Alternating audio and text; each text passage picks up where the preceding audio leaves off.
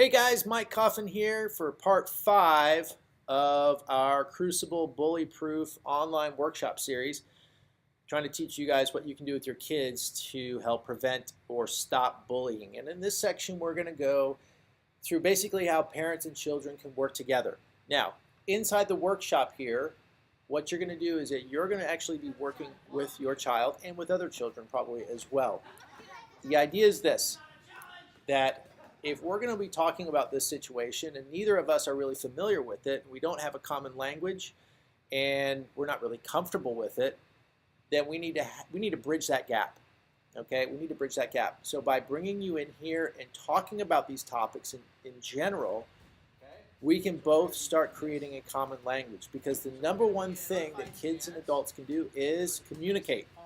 Okay, so we focus on communication in our workshops between the two of you. Now, you may think that you have a wonderful, and you may very well have a wonderful relationship with your child, but that doesn't mean that they're going to talk to you about bullying. How many times have we seen online news reports of kids who commit suicide or who are, having problems with drugs or alcohol or what have you because of bullying, right? They probably didn't tell their parents. Okay, and a lot of times their parents don't know.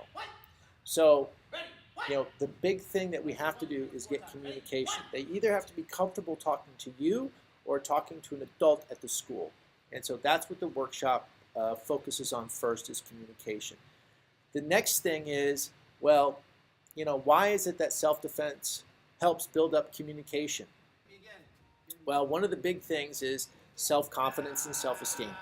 So if I believe more in myself and I'm more confident in myself and I don't require external validation as much, then I'm more likely to go talk to somebody, because I'm not going to be as embarrassed and I don't put as much worth into it. One of the big problems with bullying is that the person being bullied values that other person's words or their actions, right?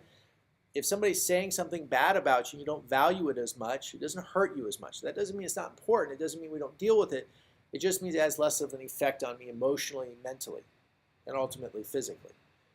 And we'll go through some of that. But by building up the kids inside our daily classes and, of course, inside the workshops as well, then their life's likely to be affected by it, right? Now, the other thing about your kids that you're going to start figuring out when you go through these workshops and you're dealing with them one-on-one and you're dealing with them physically, they're going to be more willing to talk to you.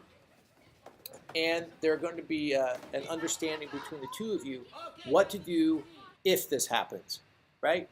The reality is it might actually be happening, and we're sort of having a conversation as if it were happening when it really is happening, all right? But at least now you've got an action plan, okay? One of the big problems in life in general is that when people are going forward into a situation that is stressful or complicated or, involves some sort of a major, like an attack of some sort or an accident, is that they freeze, right? We have this fight or flight sort of instinct inside of us. When bullying is happening, for most people, it's not like it happens a little bit. It is the most common response is to freeze. Don't do anything. Stop. Panic. These are natural human responses. It's not a bad thing. By teaching in the workshop and having the communication skills, we're going to try to get them past that freezing point. Whether the freezing means I don't talk to anybody, or the freezing means when it's happening to me, I can act, or it's happening to somebody else and I can act.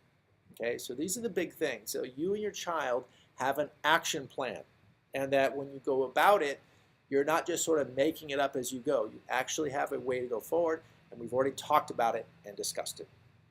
Well, guys, I hope this process of this online workshop series has been helpful to you. I've enjoyed doing it. I hope that you guys can find a workshop that's convenient for you. You can come in and do some free training with your kids, and then if possible, maybe come in for some daily classes as well. So this is Mike signing off. Have a great day, guys, and be safe.